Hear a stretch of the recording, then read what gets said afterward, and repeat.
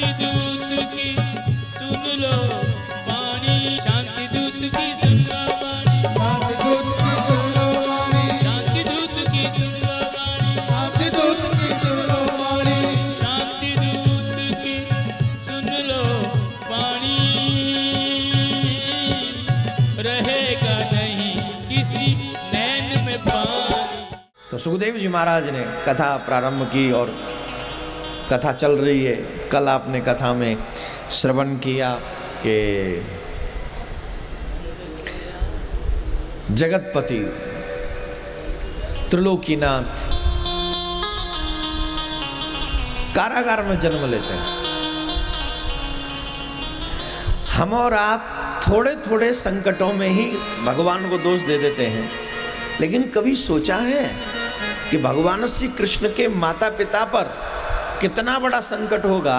पहली बात तो शादी के तुरंत बाद जेल चले गए, ये कम संकट है, कारागार में चले गए। दूसरा, 6 पुत्र हुए और 6 के 6 जन्म लेते ही मार दिए गए, ये कम संकट है। 7वां पुत्र क्षीण हुआ, वो रोहिणी जी गर्भ से, वो माया का प्रभाव था। 8वां भी पुत्र हुआ तो जन्म लेते उसे दूर कर दिया गया, ये कम दुख था। ये दुख किसका है? गोविंद के माता पिता का। किसका बोलो, जोर से बोलिए। गोविंद के, भगवान के माता पिता का।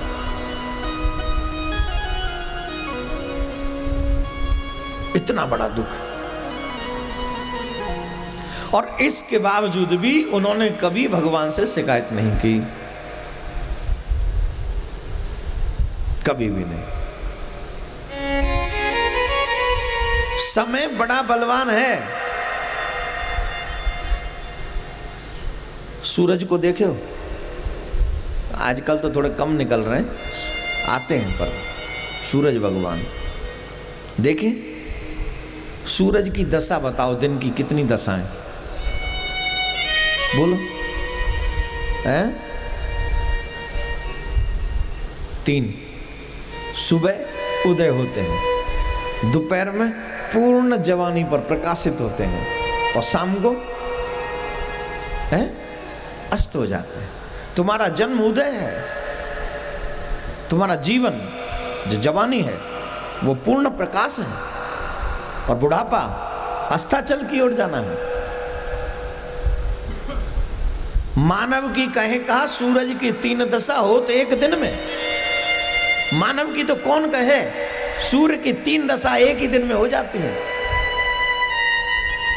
ये समय का ही प्रभाव है। सुबह आता है, दोपहर को पूर्ण प्रकाश कर देता है, और शाम को अस्त हो जाता है। तो जब सूर्य की ये दशा है तो तुम कौन से खेत की?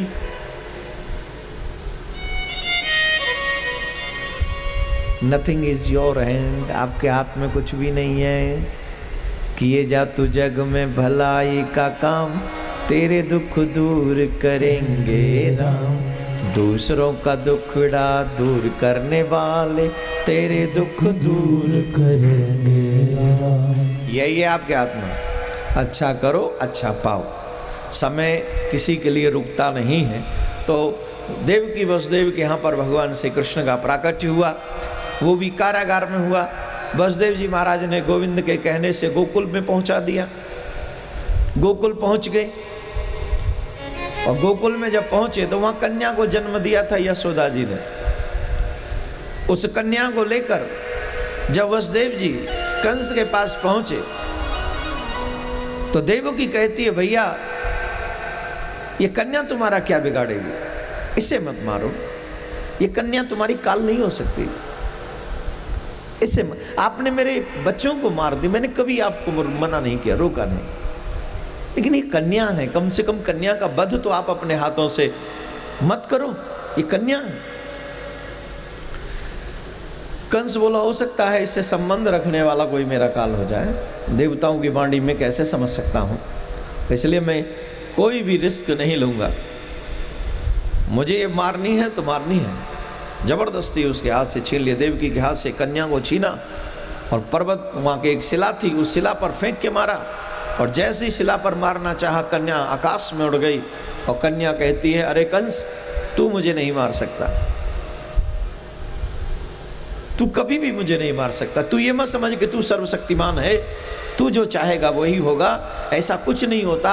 दुनिया में बहुत एक से एक बलवान लोग आए, लेकिन कोई न बचो, या काल बलीते मिट गई नाम निशान। धवल धाम धन गजरत सेना, नारी चंद्र समान, अंत सबे सबहीन को तज के जाए बसे शमशान। रे मन मूढ़ अनत जन भट गए, मेरो कहो ले मान, नारायण ब्रजराज कुमरते कर बेगी पहचान, कर बेगी पहचान। तुम क्या समझते हो कि तुम सर्वशक्तिमान हो, तुम किसी को मार सकते हो? नहीं। लोग गोलियां मार देते हैं, वो फिर भी बच जाता है, और जब वो मारता है तो ठोकर लगती है और प्राण निकल जाता है। तुम मुझे नहीं मार सकते, लेकिन याद रखो, जिस काल से बचने के लिए तुमने इतना जघन्य पाप किए हो, वो काल तुम्हारा ब्रजमंडल में प्रकट हो गया है और वो तुम्हें मारकर ही दम लेगा।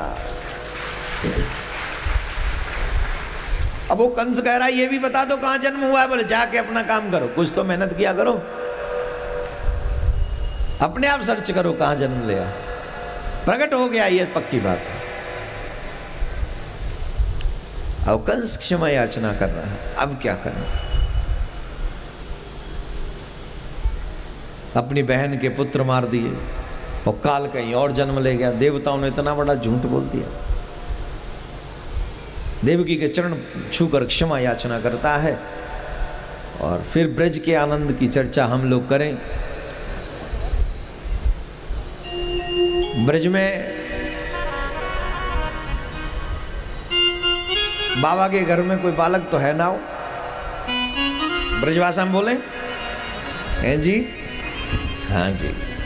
मैं सारे काम वही करूं जो आप चाहते हो, पर आप कुछ भी वो मत करना जो मैं कहूं। है राधे राधे बोलना पड़ेगा, जोर से बोलना पड़ेगा, और जोर से बोलिए।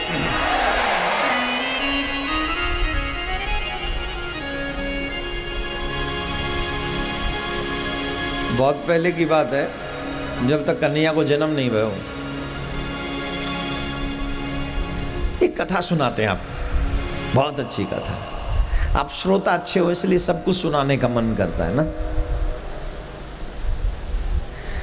मैया यशोदा और बाबा नंद ने ऐसा कौन सा सुकृत किया जिसकी वजह से जन्म तो हुआ देवकी वसुदेव के यहां, लेकिन वात्सल्य प्रदान करने का सौभाग्य मां यशोदा को और बाबा नंद को मिला। ऐसा कौन सा सुकृत था, ऐसा कौन सा पुण्य था, क्या मिला ऐसा, क्या कर्म किए उन्होंने ऐसे? ये नंद बाबा और मैया यशोदा पूर्व जन्म में ब्राह्मणी थे और कोई ज्यादा धनाढ्य नहीं थे। रोज लाना रोज खाना, यही उनका नियम था। लेकिन इसके बावजूद भी एक नियम था, जब तक कोई अतिथि भोजन न कर ले तब तक ये दोनों भोजन नहीं करते थे।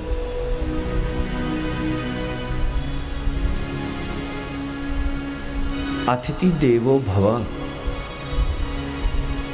आजकल तो कोई अतिथि आ जाए दिख जाए तो फिर देखो आंखों में कितने लाल लाल डोरे पड़ जाते हैं, चश्मा चढ़ जाता है, मूंछ तन जाती हैं, हाथ फड़कने लग जाते हैं, और न जाने क्या क्या स्वभाव होता है।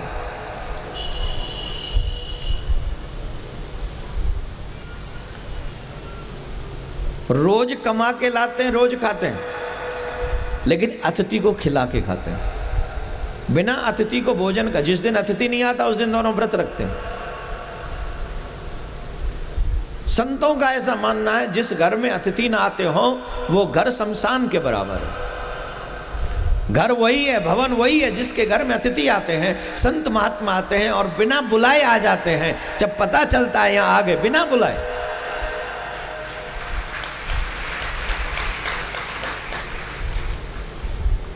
वो अतिथि देव, उनकी सेवा वो आप पूरी ना कर सके, लेकिन जितना तुम्हें सामर्थ्यवान बनाया उतनी सेवा अवश्य करिए, जरूर करिए। तो वो बड़े अतिथि सेवी थे। दोपहर का भोजन समाप्त हो चुका था। ब्राह्मण पुनः शाम की व्यवस्था करने के लिए चले गए थे। उस गांव में एक अतिथि आए, बूढ़े साधु थे और बहुत लग रहा था कि भजनानंदी है। तो उन साधु ने गांव में कहा कि भाई हमें बड़ी जोर से भूख लग रही है, कोई हमें भोजन करा दो। तो जब आप भक्ति करते हो, जब आप अच्छा काम करते हो, तो दुनिया वाले भी थोड़ा सा ताना मारे बगैर छोड़ते नहीं। वो भी लोग आपका मजाक करते हैं। उन्होंने कहा इस पूरे काम में आपको और कोई खिलाए ना खिलाए, लेकिन एक जगह है जहाँ पे आप जा सकते हो और मिलेगा ही कुछ ना कुछ। कहाँ? बोले एक गांव के बाहर झोंपड़ी पड़ी और झोंपड़ी में चले जाओ, वहाँ आपको जरूर कुछ ना कुछ मिलेगा। बताओ, कोठी वाले नहीं खिलाएंगे, झोंपड़ी वाला खिलाएगा। और ये बात कई बार देखी हमने, कई बार हाई फाई लोगों के यहाँ अतिथियों का अपमान होता है, लेकिन किसी मिडिल क्लास के यहाँ चले जाओ तो वहाँ जरूर कुछ ना कुछ पूछे, तो पानी की तो पूछ ही लेंगे, लो भाई पी लो, जल तो पी लो, हमारे जल है। अब वो बाबा जी वहाँ गए जहाँ झोंपड़ी पड़ी थी, तो वो ब्राह्मण तो वहाँ थे नहीं, ब्राह्मणी थी। ब्राह्मणी से कहा कि मुझे बड़ी जोर से भूख लग रही है, क्या कुछ पाने को मिलेगा? बोले महाराज दोपहर का भोजन पूर्ण हो चुका है, अतिथि भोजन करके जा चुका है। अब आपको मैं भोजन बनाऊंगी, उतनी देर इंतजार करना होगा। मैं अभी भोजन बनाना शुरू करती हूँ, आप बस थोड़ा सा इंतजार कर लीजिए। बोले कर लेंगे। बाबा जी बाहर बैठ के भजन करने लगे। देवी जी ने भोजन बनाया, भोजन बनाकर लाई। थोड़ा सा विलंब हुआ, लेकिन बाबा भजन करते रहे और भोजन लाकर महात्मा जी के सामने परोस दिया। बोले लीजिए अब आप भोजन पाइए। महात्मा जी बोले देवी जब मैं आया था तो मैंने देखा एक छोटा सा बालक आपके यहाँ है, उस बालक को बुलाओ, कहाँ है? बोले क्यों? बोले मैं और वो बच्चा दोनों साथ भोजन कर लेंगे, बालक भगवान का स्वरूप होता है।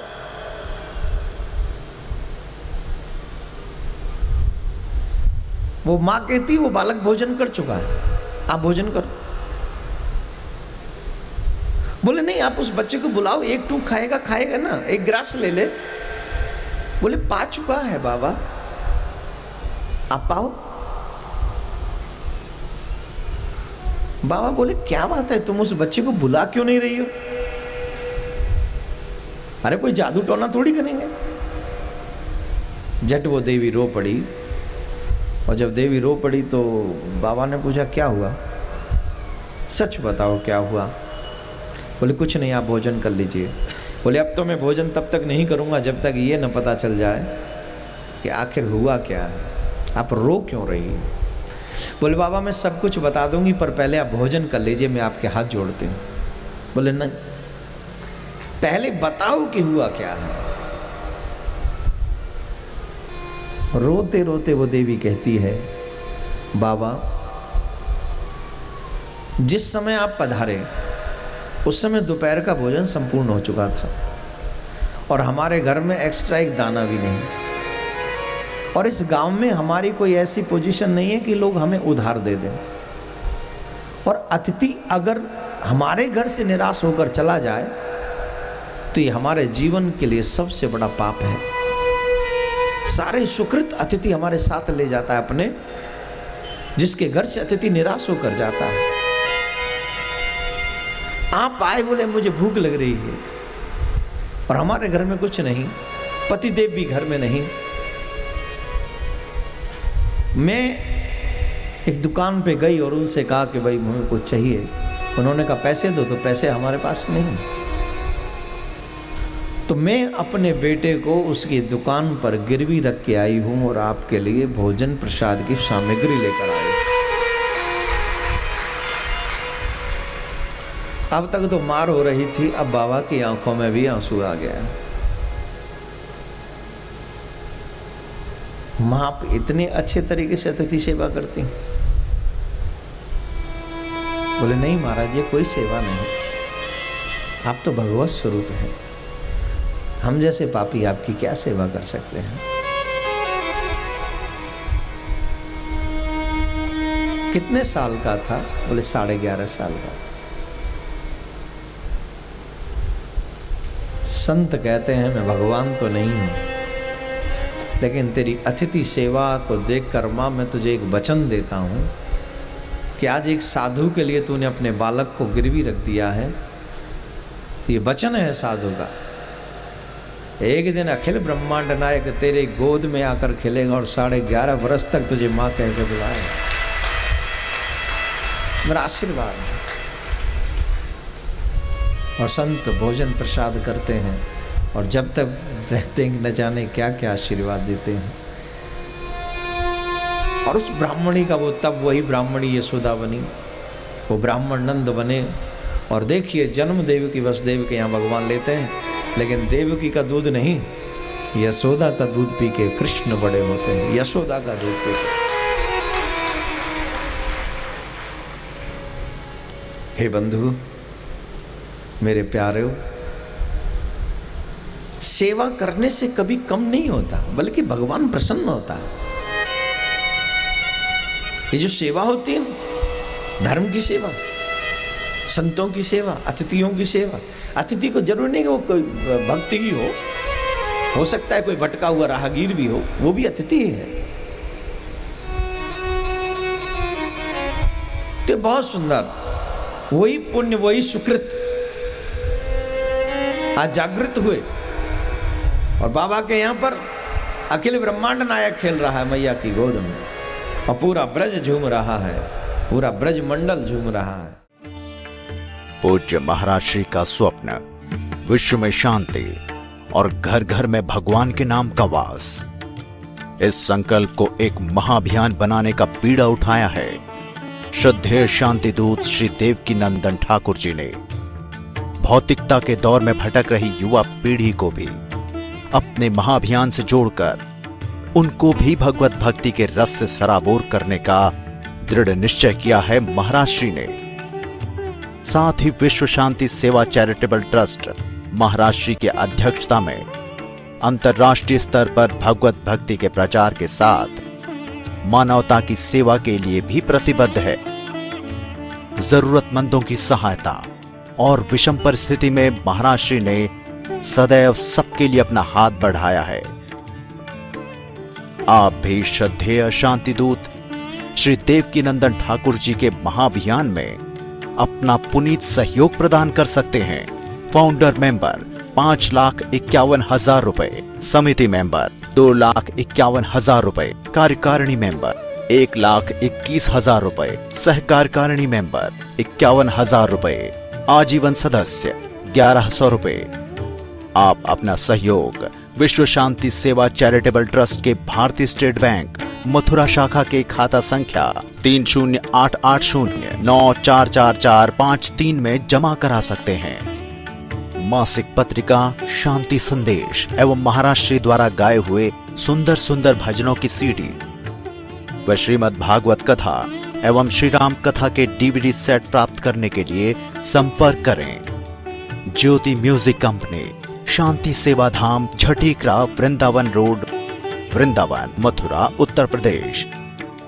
Phone number 0735111221, 0735113331। दिल्ली कार्यालय C5/90, first floor, sector 6, Rohini, New Delhi 110085। Phone number 01147564008। Mobile 9212210143। Website www.vsscd.com, www.shantisevadham.in। Email info@vsscd.com। Twitter dn/ठाकुर/g। Facebook Devaki Nandan Thakur ji VSSCD।